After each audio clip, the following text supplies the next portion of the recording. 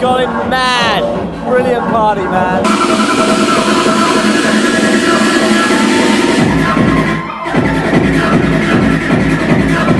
Well, we're on our way to an action at Grenfell Street, which we're not quite sure where Grenfell Street is. We've got 10 minutes to get there.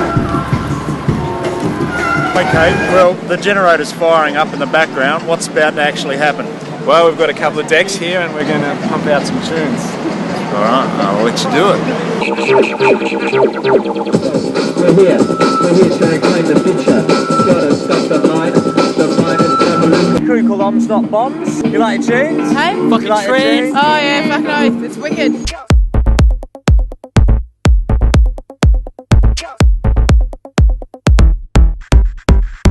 Dig the sounds, not uranium.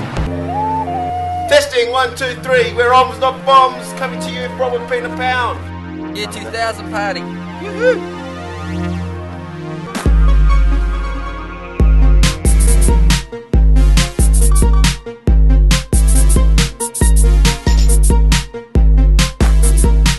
Here we are, sort of in the middle of nowhere.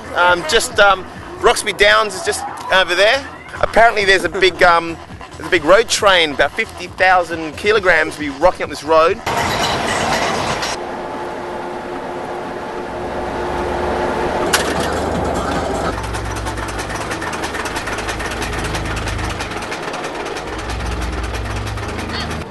We're travelling around Australia to raise awareness about uranium. Oh yeah. Latest edition is Piratical. Get it here. We're in the heartland of the heartland, and we've got permission, mate. The local elders really took us in, and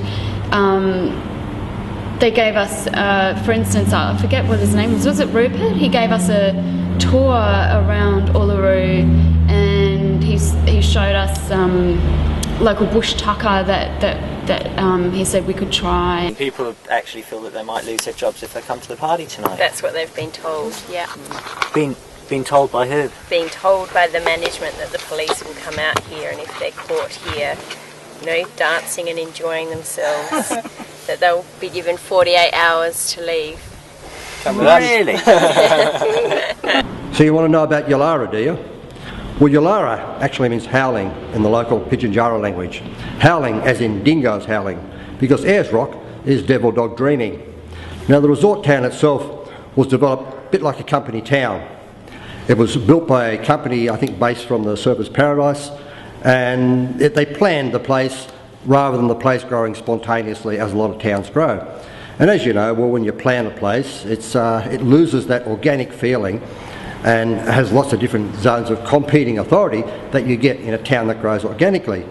So here's Yalara, and here comes a swarm of doofers from all over the place, and there was bound to be trouble, because this is a company town and they did not like spontaneity.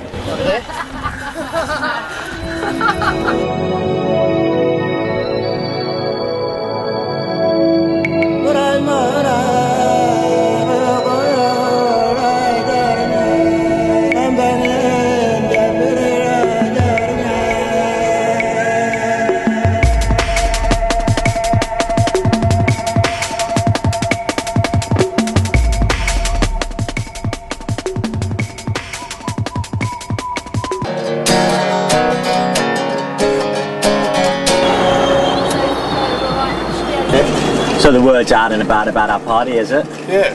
Nice one. Well, you've already been invited for camel rides, so... Yeah.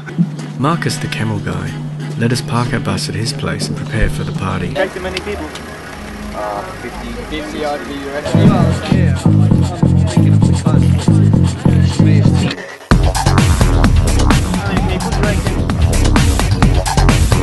About 150? Nah, 100.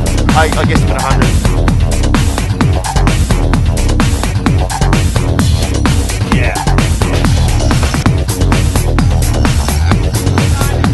Morning tunes, another day, hit the road.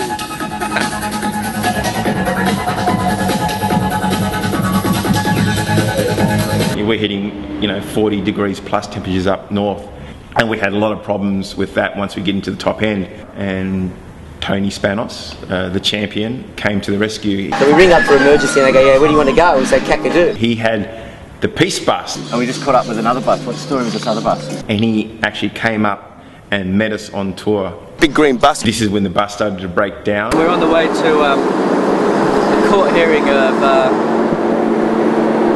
Jackie Matumba and Yvonne Margarita, who this is for them trespassing on their own land. They call me the criminal. The white man law, they call me the criminal. But I got right to stand up for my country. That all the Jabilukas, is it? Oh, yeah, there's a couple of them, mate. All the Jabilukas. The Dale office that way.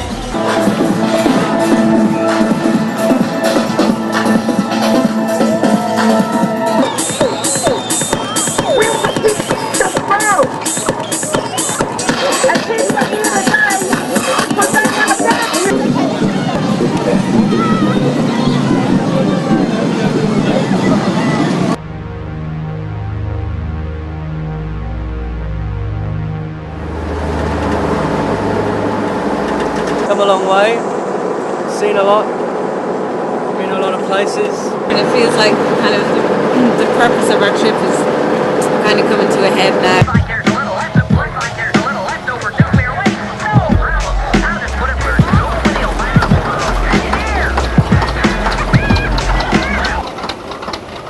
We've just arrived here in Jabiluka. We're at the campsite here.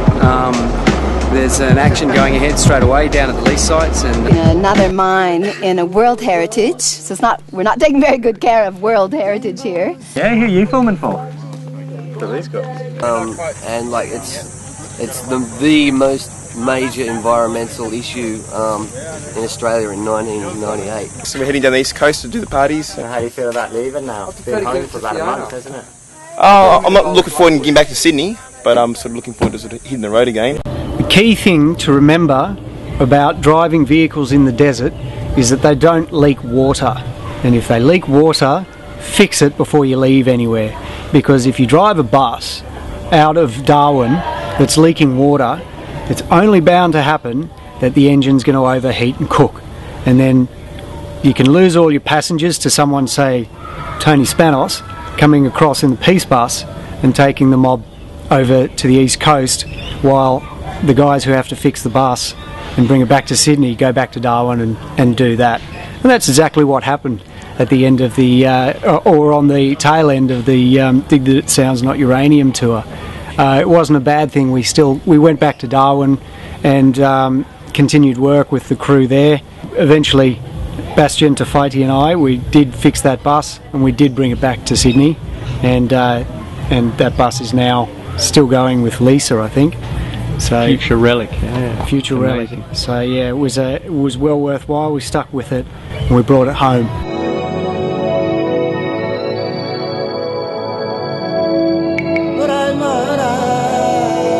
We were going to mine uranium and then bury it under 1 meter of dirt in a wetland, which just seemed farcical to me.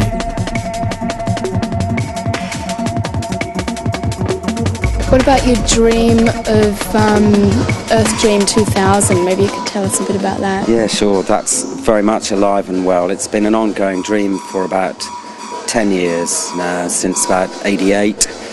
First came to us that really the ideal place for a bimillennial celebration of the tribes, all the colours, the black, white, red, yellow and the green, would be the centre of this land, centre of Australia.